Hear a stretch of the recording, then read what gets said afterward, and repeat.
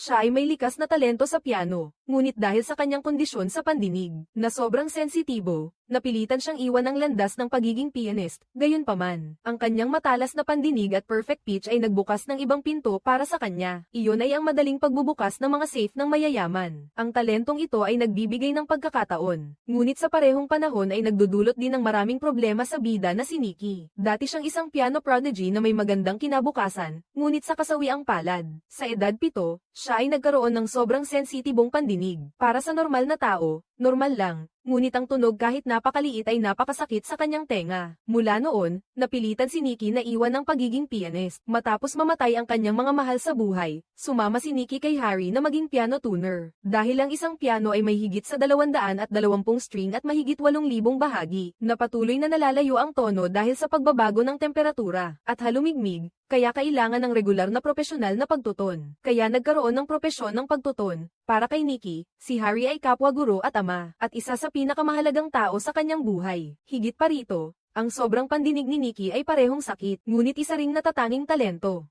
Kaya niyang tiyak na makilala ang pinong pag-vibrate ng bawat string upang maiayos sa perpektong tono. Ngayong araw, habang si Harry ay nagtuton para sa isang kliyente gaya ng dati, biglang may bagong kahilingan ng kliyente. Tumutulo ang toilet, tumutulo ang tubig. Maaari ba ninyo itong ayusin? Sabi niya magbabayad siya ng dagdag na $100.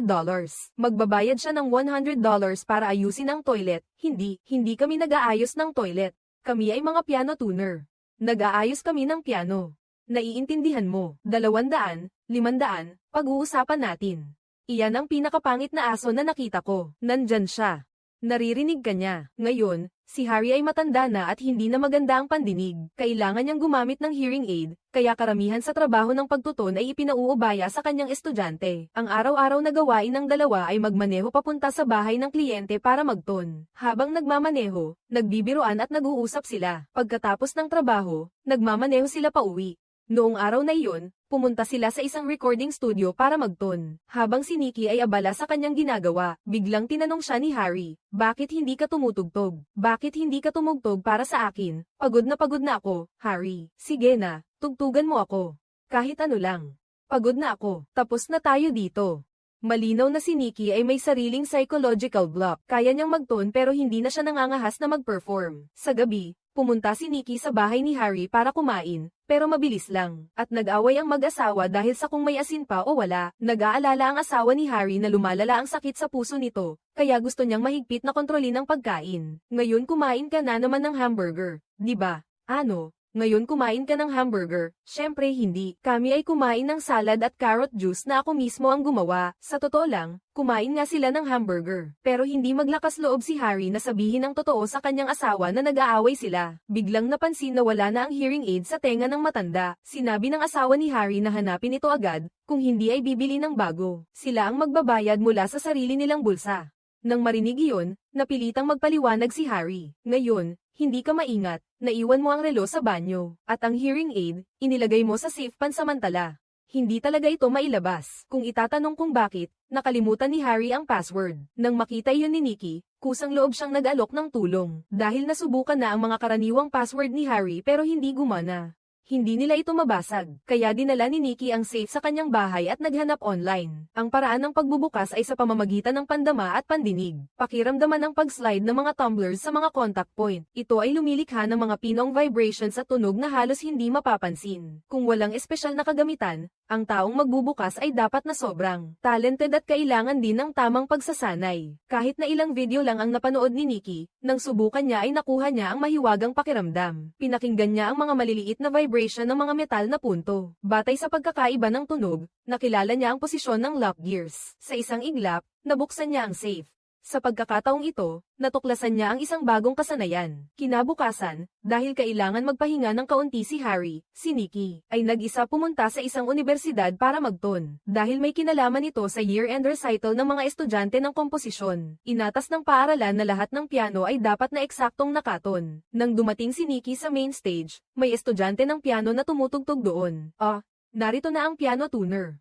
Maaari ka bang lumipat sa isa sa mga practice room? Nabook ko na ang main stage mga 1 linggo na ang nakaraan. Kailangan naming matapos ang main stage ngayong hapon. Iyon ang sinabi ni Lucy, kaya napilitan ng guro na pumunta sa practice room na inis. Masikip na silid para magprakti. Pagkatapos magton, si Nikki ay personal na tumakbo para tawagin si Lucy upang subukan ang piano, at sinabing kanyang hininaan ang tensyon ng right-hand keys para mas maging magaan ang tunog ng melody. Nang marinig iyon ni Lucy, hindi siya sumagot kundi agad siyang tumugtog. Pwedeng pindutin ang Mickey pero mas malambot ang tunog kung aayusin ko ito ng ganito.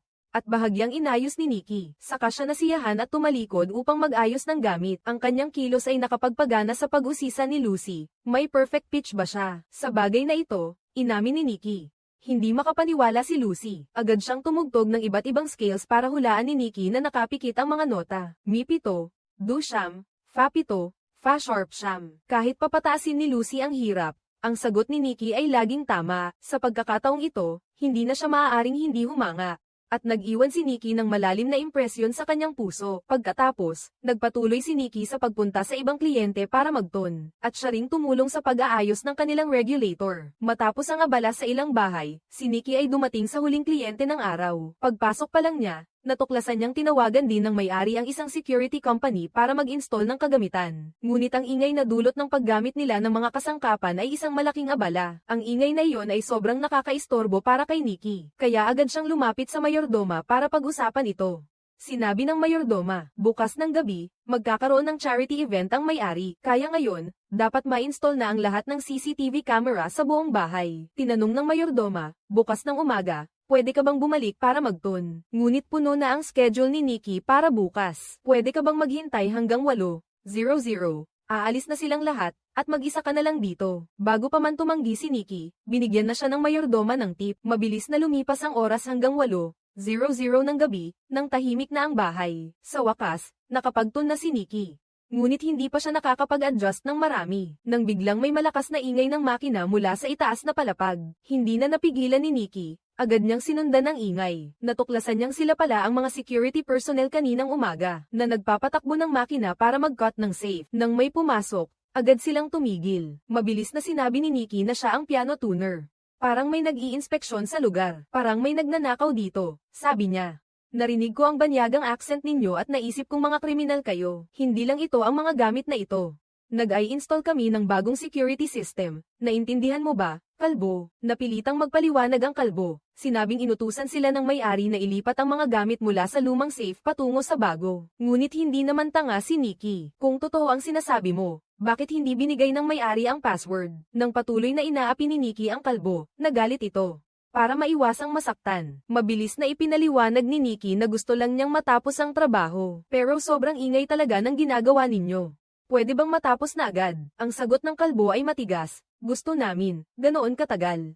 Maliban na lang kung ikaw ang makapagbukas ng safe. Kung hindi, umalis ka na, sa sitwasyong ito, para makauwi ng maaga. Gumawa si Nikki ng isang desisyong medyo mali. Tulungan ng mga kalbo na buksan ang safe. Ang kanyang kahanga-hangang kakayahan ay pumukaw ng interes ng kalbo. Bago umalis, sinadyang lumapit ang kalbo kay Nikki, nagbilang ng ilang bills at inilapag sa harap niya. Kung gusto mong kumita ng totoong pera, tawagan mo ako. Ngunit si Nikki ay kontento na sa kasalukuyang buhay. Hindi siya nabulag ng perang iyon. Ngayon, kasama ni Harry, lumabas sila para kumain ng matamis. Nakita nila ang estudyanteng si Lucy, at si Lucy ang unang bumati. Nakita ito ni Harry at agad siyang naging matchmaker para kay Nikki. Wala ka pang nobya.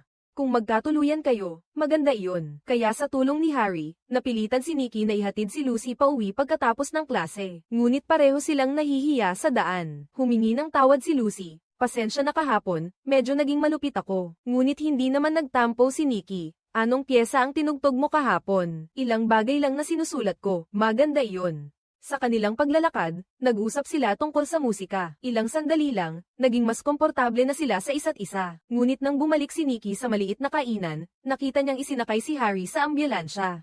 Bumalik ang dati niyang sakit, mas malala pa, dahil hindi na sinasakop ng insurance ang hearing aid ni Harry. Kaya sa galit, tumigil si Harry sa pagbabayad ng insurance. Ngayon, walang proteksyon ng insurance. Ibig sabihin, si Harry ang sisigat sa malaking gastusin sa ospital. Kaya hiniling ng asawa ni Harry na tulungan ni Nikki na ibenta ang sasakyan para sa emergency. Alam ni Nikki ang sitwasyon, at nasaktan siya.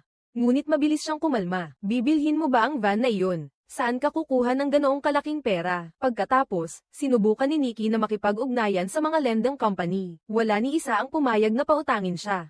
Sa pagkagipit, napilitan si Nikki na hanapin ang kalbo. Masayang dinala ng kalbo si Nikki sa kanilang secret base, at ipinakilala sa iba pang miyembro. Sumunod, ipinaliwanag ng kalbo ang kanilang trabaho. Sa labas, nag-i-install sila ng high-end security system para sa mayayaman, pero ang totoo, palihim silang nagmamanman. Kaya alam na alam nila ang schedule at assets ng mga kliyente. Ang paghahanap ng tamang lockpick ang naging sakit ng ulo ng kalbo sa mga nakaraang araw. Alam na alam ng kalbo ang psikolohikal na kahinaan ng mayayaman. Kung kukuha sila ng isang painting sa dingding, malaki ang tsansang mapansin.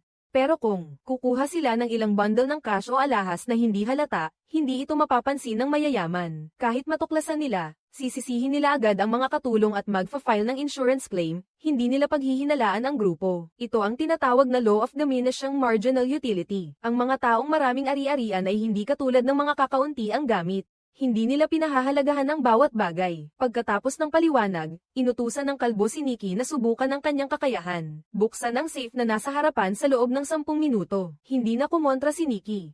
Hiniling niyang tumahimik ang lahat, at agad siyang nagtrabaho. Sa loob ng 10 minuto, matagumpay niyang nabuksan ang safe. Pagkatapos, binigyan siya ng kalbo ng unang misyon. Ang nakatakdang oras ay sa Sabado ng linggong ito. Walang reklamo si Nikki. Humingi siya ng advance payment. Pagkatapos, ginamit ni Nikki ang pera para bayaran ang hospital bill ni Harry. Noong Sabado, si Nikki ay nagton pa rin para sa mga kliyente gaya ng dati. Bigla siyang nakatanggap ng tawag mula kay Lucy na humihingi ng tulong. Sinabi niyang nasira ng tubig ang lumang piano nila at naging out of tone. Sana daw ay mapuntahan siya ni Nikki ngayon dahil kailangan niya itong gamitin agad. Dahil sa pag-aalala, si Nikki ay pumunta sa bahay ni Lucy. Pagdating, nakita niyang totoo ang sinabi ni Lucy na sira ang piano. Maingat niyang inayos ang mga sira. Habang pinapanood siya ni Lucy, punong-puno ng pasasalamat. Pagkatapos ng ilang oras, naging maayos na ang piano. Pinatugtog ni Lucy ang isang pyesa na kanyang ginawa, at hinangaan ito ni Nikki. Nang magpaalam na si Nikki, hinawakan siya ni Lucy sa kamay. Maraming salamat, Nikki. Hindi ko alam kung paano kita mababayaran. Dahil sa pansariling interes, agad na pumayag si Nikki. Kahit sa daan, hindi niya nakalimutang ayusin ang kanyang buhok. Pagdating sa bahay ni Lucy, masigasig na nag-ayos si Nikki. Nalaman pa niya mula kay Lucy na ang pianong ito ay iniwan ng kanyang lola. Dati, nawala ni Lucy ang lumang relong pambabae na iniwan ng kanyang lola. Ngayon, ayaw na niyang masira pa ang mahalagang alaala na ito. Nikki, mabilis na sinuri at nalaman na kayang ayusin ang piano. Medyo magulo lang ang proseso, pero hindi siya nagplanong tumanggap ng pera. Ayaw ni Lucy na samantalahin si Nikki. Pinilit niyang bayaran ang pagtitono para sa isang kliyente sa ika-5 Avenue na halos $5,000. Karamihan sa mga piano na inaayos niya ay hindi kailanman tinutugtog. Pandekorasyon lang ang mga iyon, samantalang ito ay napakahalaga. Kahit papaano, makapagluto ako sa iyo ng isang platong pansit. Ang ibig sabihin, $5,000. Sige. Kaya ba, diretso ang pag-aayos hanggang gabi, at nagstay si Nikki para kumain ng hapunan. Ang platong pasta ay luto mismo ni Lucy. Sabay silang kumain at nagkwentuhan mula sa musika hanggang sa mga maliliit na bagay sa buhay. Sa ilalim ng madilim na ilaw, naging malabo at romantiko ang kapaligiran. Ikinwento ni Lucy na ang pangarap niya ay maging estudyante ng isang tanyag na kompositor. Dahil dito, masasabing napaka-ambisyosa ni Lucy. Taon-taon, pumipili ang kompositor na ito ng isang estudyante mula sa paaralan ni Lucy. At para makuha ang pagkakataong ito, ibinuhos niya ang lahat ng kanyang pagsisikap sa pagpapakinis ng kanyang komposisyon. Sa puntong iyon, itinaas ni Nikki ang kanyang kamay para ayusin ang kanyang headset. Agad na nagtaka si Lucy at nagtanong kung ano iyon. Ipinaliwanag ni Nikki na siya ay may hyperacusis. Ang maliit na earplug ay panangga sa ingay, at ang malaking over-ear headphone ay ginagamit sa mas maingay na kapaligiran. Lucy. Narinig iyon ni Lucy, at may pagkaawa sa kanyang mga mata. Hindi naman masyadong maingay ang piano. Dumaan ako sa 8 taon ng sound therapy. Sabi mo sa akin kung ano ang malambot na tunog, ha? Hindi ka na tumutugtog? Tanong ni Lucy. Bakit? Nakatanggap si Nikki ng tawag mula kay kalbo na nagmamadali. Pagkatapos magpaalam kay Lucy, tumakbo siya papunta sa tagpuan kasama si kalbo. Pagkatapos, pumunta ang grupo sa bahay ng isang mayaman at binuksan ang pinto ng garahe. Nakita nila ang ilang mamahaling sasakyan. Halatang napakayaman ng may-ari, si kalbo ay mahusay na nagsara ng pinto ng garahe, at kinokontrol ang security system, parang bahay lang niya. Susunod, dinala ni kalbo si Nikki at ang iba upang mahanap ang eksaktong safe, nakatago sa ikalawang palapag. Ikaw na, huwag kabahan. Nang makita ang pag-aalinlangan ni Nikki, agad na binigyan siya ni kalbo ng kaunting lakas ng loob. Sinabi niya kay Nikki na huwag magkaroon ng psychological burden. Ang may-ari ay isang napakasamang tao. Nagpatakbo siya ng isang lending company na nag-aalok ng subprime loans. Gumagamit ng mapang-ipang mga termino upang saktan ang minority communities sa malawakang paraan. Nagdulot ito na daan-daang libong tao, kapag 2 beses lang na late sa pagbabayad, ay pinalaya sa kanilang mga tahanan. Masamang tao, ang kanyang kabuktutan ay nararapat na pagnakawan ng tuluyan. Narinig ito ni Nikki at naisip si Harry na naghihintay ng pera para sa gamutan. Huminga siya ng malalim at matatag na inilagay ang kanyang mga daliri sa dial ng safe. Ipinikit niya ang kanyang mga mata at maingat na nakinig sa mga lag-itik. Maliit na tunog sa loob ng dial. Nagpalit ng eksena, nakuha na ng grupo ang mga ninakaw na bagay. Kinuha ni Nikki ang kanyang bayad at dumiretso sa ospital para ibayad. Sa gabi, pumunta ulit si Nikki para tapusin ang pag-aayos para kay Lucy. Ang lumang piano na may dalang alaala ay sa wakas ay tumunog ng malinaw at mainit. Gusto mong subukan? Pagkatapos, tinugtog ni Lucy para kay Nikki ang kanyang unang sariling komposisyon. Simpleng ngunit taos-puso ang himig. Pagkatapos, ang distansya sa pagitan nila ay lalong lumalapit.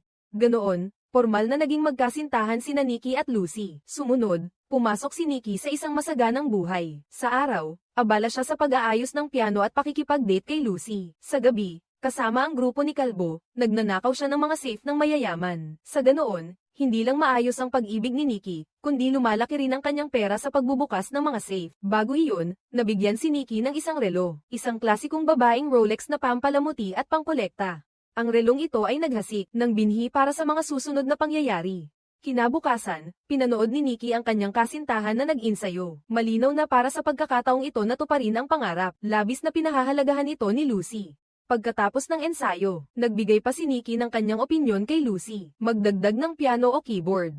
Mapapayaman nito ang orkestra sayon. Iyon ay isang magandang ideya. Masayang tinanggap ni Lucy ang mungkahi. Kinuha ni Nikki ang babaeng Rolex at ibinigay kay Lucy bilang regalo. Nagsinungaling si Nikki na binili niya ito sa isang estate auction. Dahil kamukha nito ang nawala ni Lucy, kaya gusto niyang bilhin at ibigay sa kanya. Ngunit isang sulyap lang ni Lucy, nakilala niya agad na Rolex ito. Tiyak na malaki ang halaga nito. Medyo nag-aatubili siyang tanggapin. Kung tutuusin, 1 buwan pa lamang silang magkasintahan. Pero pinilit pa rin ni Nikki na ipasok ang relo sa kamay niya. Sa wakas, nakumbinsi niya si Lucy na tanggapin ang regalo ng gabing iyon. Isinama ni Nikki si Lucy upang dalawin si Harry na nasa higaan ng may sakit. Noong mga oras na iyon, medyo nalilito na si Harry. Malinaw na patay na ang ama ni Nikki sa loob ng maraming taon. Pero sinabi niya na dumalaw sa kanya ang ama ni Nikki ngayong hapon. Narinig ito ni Nikki at agad na nagpakita ng malungkot na mukha. Ito ba? Hindi ko gusto ang lugar na ito. May ideya ba kayo? Ganoon na lang. Nagkaisa ang dalawa na dalhin ang piano sa hallway. Tahimik nilang binuhat ito mula sa unang palapag papasok sa silid ni Harry. Gusto talaga ni Harry na makinig kay Nikki na tumugtog, pero ayaw pa rin ni Nikki. Kaya tumugtog si Lucy para kay Harry ng isang mahinahong pyesa. Samantala, tahimik na lumapit ang asawa ng guro at nagtanong kay Nikki. Pumunta siya sa finance office ng ospital at nagtanong. Ang utang sa record ng matanda ay nabayaran na lahat. Saan ba nakakuha si Nikki ng ganyang kalaking pera? Ayaw kong gumawa ka ng anumang katangahan, anak. Magiging maayos tayo. Magiging maayos. Naiintindihan mo ba ako, Nikki? Sa labas, pumayag siya sa asawa ng guro, pero lumingon siya at nagpatuloy sa pagnanakaw. Ngunit sa pagkakataong ito, ang mga eroplano na paminsan-minsan ay lumilipad sa itaas. Ang bubong ay isang malaking kaguluhan para kay Nikki. Ngayong gabi, may umarkila sa grupo ni Kalbo para magbukas ng safe. Si Kalbo ay kumuha ng tagalabas na si Nikki para magsanay. Nang mabuksan ang pinto, nakita niya ang mga ipinagbabawal na pakete na nakatambak sa loob. Perang cash at maraming hot items. Agad na napagtanto ni Nikki kung sino ang may-ari ng safe. Tiyak na may kinalaman ito sa isang mafia gang. Ngunit sa matigas na ugali ni Kalbo, napilitan si Nikki na ituloy ang operasyon ng may pag-iingat. Ang bawat eroplano na lumilipad pabalik-balik ay isa na namang pagkagambala sa pandinig ni Nikki, sa kabutihang palad. Sa halip, sinamantala ni Nikki ang huling sandali at matagumpay na nabuksan ang maliit na safe. Nakita niyang may isang notebook lang sa loob. Hindi na naghintay si Nikki. Buksan para tingnan, ngunit agad na kinuha ng grupo ni Kalbo ang notebook. Ang sumunod na segundo, minsan masaya ako para sa iyo. Puta, naglalaro ka ba sa akin? Itapon ang lahat ng telepono sa pool. Pagkatapos itapon ang mga telepono ng lahat sa aquarium. Ang may-ari na ninakawan ay inutusan ng kanyang malas na pamangkin na itapon ang notebook. Sa resulta, sa gitna ng daan, isang papel ang lumipad palabas. Nakita niya na may nakasulat na 12 English words. Ito ang password phrase ng crypto wallet. Kahit na agad na pinilit ng may-ari si Nikki na punitin at lunukin ang papel. Ngunit tahimik na naalala ni Nikki ang 12 words na iyon, kasama ang mga kasamahan. Ang mga nagbabantay sa labas ay pinatay ang may-ari. Ang nakakabinging tunog ng baril ay nagdulot din ng discomfort kay Nikki ng matagal. Gayunpaman, agad siyang nagpumiglas at sumakay sa kotse. Sa daan, hindi niya nakalimutang paulit-ulit na bigkasin ang 12 words na iyon. Pagdating sa bahay, binuksan agad ni Nikki ang computer at in-input ang 12 words. Matagumpay na nag-login sa crypto wallet. Ang balanse ay lumitaw sa screen na nagpahinga sa kanya ng malalim. Ang halaga ay napakalaki na hindi maisip, at ang perang ito ay sa kanya na ngayon. Sa huli, bukod kay Nikki at sa may-ari na patay na, walang ibang nakakaalam ng 12 words na ito. Kinaumagahan, biglang nakatanggap si Nikki ng emergency na tawag mula sa asawa ng guro. Ngunit nang nagmamadaling pumunta si Nikki sa ospital, si Harry ay nailipat na sa morgue ng ospital makalipas ang ilang araw. Tinulungan ni Nikki ang asawa ng guro na ayusin ang lamay para kay Harry. Ang resulta, si Kalbo ay pumunta sa bahay ni Nikki. Lumapit siya upang hilingin sa kanya na umalis. Nilamon mo ang password ng isang mahalagang crypto account. Ngunit ang problema, ang tuner ay may ibang paraan para makapasok. Isang hard wallet sa bahay ng taong iyon, isa pang susi sa likod ng ibang pinto. Kailangan kitang buksan ito. Bukas ng umaga, pumunta ka sa akin. Kahit sinabi ni Nikki ng ilang beses na ayaw na niyang gawin ito, ngunit si Kalbo ay hindi man lang siya pinayagan tumanggi. Direktang ginamit ang kaligtasan ni Lucy para takutin si Nikki. Kinabukasan, kahit anong gawin ni Nikki ay wala sa sarili. Malinaw na ang mga sinabi ni si Kalbo ay nagdulot ng malaking pressure sa kanyang isipan. Mabilis ang oras, dumating ang gabi. Hindi pumunta si Nikki kay Kalbo, sa halip ay nagmaneho siya papunta sa bahay ni Lucy. Gayunpaman, palaging may mabigat na timbang sa kanyang mukha kapag si Lucy ay nagsabi sa kanya na bukas na ang performance ng resulta at magpapas siya kung makakasali siya sa grupo ng kompositor. Isang napakahalagang araw, nagpakita si Lucy ng labis na pag-aalala at pagkadismaya. Umaasa siyang makakuha ng aliw mula kay Nikki, ngunit ang sagot niya ay napakapabaya. Ito ay agad na naging sanhi ng hindi kasiyahan ni Lucy. Hindi mo naiintindihan ang pakiramdam. Ang ilaan ang buong buhay para magsumikap para sa isang bagay. Ano ba iyon? Ikaw ay isang piano tuner, pero hindi ko talaga gusto ang condescending na tono na iyan. Sa tingin mo ba wala akong pinagsisikapan? Sinabi ni Nikki kay Lucy na siya ay nagdusa. Sa loob ng 2 taon sa isang madilim na silid, malinaw na may napakataas na talento ngunit hindi siya makapagtugtog. Ang sakit na ito, hindi talaga maintindihan ni Lucy. Gayunpaman, kahit naging tuner na siya araw-araw, patuloy siyang nagsisikap na mabuhay, para lang mabuhay ng maayos, kahit na kung papayagan ng kondisyon. Ang mga nagawa ni Nikki sa larangan ng piano ay tiyak na mas mataas kaysa kay Lucy. Kaya sinabi ni Nikki kay Lucy na huwag siyang magmataas at punahin siya. Pagkasabi nito, tumalikod si Nikki at umalis sa bahay ni Lucy. Ang resulta, galit na galit siyang naglakad papunta sa kotse. Dumating si Kalbo na nagmamaneho, at higit pa, direktang gumamit ng kagamitan para umatake. Si Nikki gamit ang soundwave. Napahawak si Nikki sa tenga sa sakit at napayuko sa lupa. Sa wakas, nahimatay siya. Nang muling magising si Nikki, dinala na siya sa target na mansyon. Inutusan ni Kalbo ang kanyang mga tauhan na dalhin siya sa lugar kung saan kailangan buksan. Sa totoo lang, ang pinaka nag-aalala kay Nikki ay ang performance ngayon ni Lucy. Ngunit para makatakas ng ligtas, kailangan niyang makipagtulungan kay Kalbo para buksan ang pintong iyon. Kaya napilitan si Nikki na tiisin ang discomfort sa kanyang tenga. Unti-unting binuksan ang combination lock. Kasabay nito, matagal na naghintay si Lucy ngunit hindi dumating ang kanyang boyfriend. Dumating na ang oras ng performance. Huminga ng malalim si Lucy at inilabas ang kanyang pinakamahusay na estado para tugtugin ang piyesang ito. Habang todo-todo ang pagtugtog ni Lucy, todo-todo rin si Nikki sa pagbubukas ng lock hanggang sa narinig ang pamilyar na click. Nabuksan na ang combination lock. Nang makita ito, tuwang-tuwa ang grupo. Nakita niyang mabilis na binuksan ng grupo ang computer at nag-login sa account. Ganyan, hindi man lang nasiyahan si Nikki sa pera. Ang higit sa $17 million na iyon ay biglang nawala. Ngunit sa oras na ito, wala nang pakialam si Nikki. Nagmamadali siyang tumakbo papunta kay Lucy. Hindi niya alam na ang kanyang pagnanakaw ay malapit nang mabisto sa panig na ito. Matapos ang performance ni Lucy, labis na humanga ang kompositor sa talento ni Lucy. Agad siyang nagpahayag na gusto siyang kunin sa kanyang grupo. Ngunit sa susunod na segundo, napansin ng kompositor ang relo sa pulso niya. Nagtataka ako kung saan mo nakuha ang pinong relo na ito. Ibinigay ito sa akin ng aking nobyo. Ipinaliwanag din ng tagapamahala ng paaralan ang tungkol sa aking nobyo. Si Lucy ay isang tuner na inupahan ng paaralan, ngunit agad na sinabi ng kompositor sa kanila na, noong isang araw, ang bahay namin ay pinasok ng magnanakaw. Kabilang sa mga nawala ay 2 relong Rolex. Iyon ang mga relo sa kasal ng mga lolo't lola ng kompositor. Noong unang panahon, bago dinala ang kanyang mga lolo't lola sa concentration camp, ibinigay nila ang mga relo sa isang babaeng mayordoma sa Paris para ingatan. Ngayon, gusto malaman ng kompositor kung paano nakuha ng nobyo ni Lucy ang relong ito. Lalong namumutla si Lucy habang nakikinig. Hindi na kailangang sabihin pa. Dahil sa sitwasyong pinansyal ni Nikki, hindi niya kayang bumili ng ganoong relo, kaya malamang ito ay ninakaw. Noong nagmamadaling pumunta si Nikki sa paaralan, lumapit si Lucy at tinanong siya kung bakit siya nagbigay ng ninakaw na relo. Saan mo nakuha ang relo na iyon? Mahaba ang kwento. At kaya kung ipaliwanag ang lahat ng ito. Ngunit nakita ni Lucy mula sa reaksyon ni Nikki na ang bagay na ito ay talagang ninakaw. Lucy, ayaw nang makinig pa sa paliwanag niya at agad na tumalikod at umalis. Pagkatapos, tumakbo si Nikki upang makipag-usap sa kompositor, umaasa na. Huwag dahil sa kanya ay kanselahin ang desisyon na tanggapin si Lucy. Dahil si Lucy ay talagang walang alam, upang humingi ng tawad sa kompositor. Ipinahayag ni Nikki na mahahanap niya ang relong panlalaki para sa kanya. Pagkatapos, dumiretso si Nikki sa kinaroroonan ni Kalbo dahil nakawan ng malaking yaman. Kaya si Kalbo at ang kanyang mga kasamahan ay nagdiriwang ng isang piging. Balak ni Nikki na samantalahin ang kaguluhan upang buksan ang safe. Ngunit bago pa niya makuha ang ninakaw, siya ay natuklasan ng mga tauhan ni Kalbo. Nang matuklasan ang lihim na pagkilos ni Nikki, lalong nagalit si Kalbo. Balak niyang gamitin ang whistle upang alagaan si Nikki ng maayos. Ngunit sa gitna ng pag-aagawan, napansin ni Nikki na ang relong panlalaki ay nasa palso ni Kalbo. Kaya agad siyang humingi kay Kalbo at sinabing kung makuha niya ang relo, aalis siya agad. Ang taong nawalan ay ayaw ng gulo.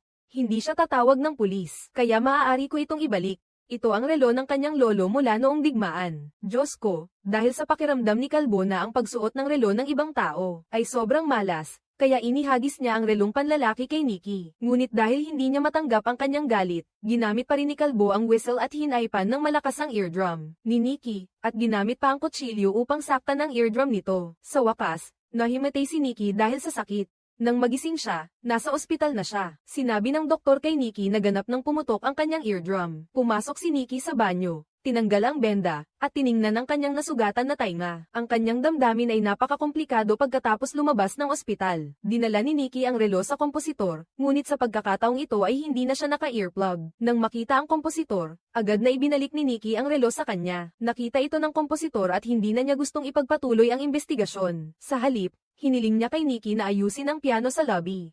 Sa sandaling iyon, lumabas si Lucy upang hanapin ang kanyang guro, ngunit nakita niya si Nikki. Sa kanyang mga sugat sa mukha, hinarap ni Nikki ang pag-aalala ni Lucy. Malabo niyang sinabi na may nangyaring hindi inaasahan. Pagkatapos, humarap si Nikki sa piano. Ito ang unang pagkakataon pagkatapos ng maraming taon na tumugtog si Nikki. Ang malambing at umaagos na tunog ng piano ay sumabay sa pagsayaw ng kanyang mga daliri, dahan-daang pumuno sa silid. Sa oras na ito, hindi na siya natakot sa ingay sa paligid. Sa halip, natutunan niyang mamuhay kasama ang kanyang sensitibong pandinig. Si Lucy, sa likod, nakikinig sa piano, ang kanyang mukha ay unti-unting nagpapakita ng pagkagulat. Dito nagtatapos ang kwento. Ang pelikulang ito ay ang kauna-unahang full-length film ng dokumentaryong direktor na si Daniel Rohr. Ginamit ni Rohr ang hyperacusis bilang pangunahing konteksto. Binago ang sensitibong pandinig ng tuner sa kakaibang tunog na nag-uugnay sa buhay, krimen, at pag-ibig. Ang mga tainga ng bida ay maaaring makilala ang bawat maliit na pagkakamali sa mga string ng piano, at mahuli ang mga tunog ng mga gear sa loob ng lock. Isang random na tukso ang nagdala kay Nikki sa mundo ng pagnanakaw. Ang talento na dapat ay ginagamit sa pag-aayos ng tono, ay naging kasangkapan upang pumasok sa gray area. Hindi tulad ng ibang pelikulang krimen na puno ng kaguluhan. Ang pelikulang ito ay may posibilidad na huminahon upang ilarawan ang mga fold ng pagkatao. Ang paghihirap ni Nikki ay isang pagsubok, dalawang panig, isang tabi ay ang tukso ng mabilis na pera gamit ang kanyang espesyal na kakayahan. Sa kabilang panig ay ang kanyang pagmamahal sa musika at ang malalim na pagnanais para sa isang normal na buhay. Gayunpaman, ang direktor ay hindi huminto sa mababaw na kwento ng isang henyo na napariwara. Sa halip, ginamit ang imahe ng pagtun upang ailahad ang pangunahing proposisyon. Lahat ng bagay sa mundo ay kailangang i-calibrate. Ang mahal na piano na nakatago sa mansyon ay isa lamang mamahaling dekorasyon na pampaganda. Kaya ang tunay na pakikinig sa musika, kumpara sa sobrang sensitibong pandinig, ay kailangang matutong mamuhay kasama ang maingay na mundo. Ang isang buhay na napapaligiran ng pagnanasa ay nangangailangan ng aktibong paghahanap ng panloob na balanse. Ngunit ang kahinaan ng pelikula ay halata rin, ang gitnang bahagi. Pagkatapos ipakilala ang mapanganib na elemento ng underground, ang ritmo ay medyo mabagal, at mahina ang paglalarawan ng kontrabida. Ang resolusyon sa wakas ay medyo banayad, kawalan ng matalas at mapagpasyang tunggalian. Ngunit sa pangkalahatan, ang mga kapintasan ay hindi natatakpan ang mga birtod. Ipinagpatuloy ni Daniel Rohr ang kanyang estilo sa dokumentaryo, ang kontrol sa detalye at pandamdam. Hindi inaabuso ang mga horror sequences, sa halip ginagamit ang natatanging auditory perspective upang magpakita ng banayad na pananaw sa trauma, talento at pagnanasa.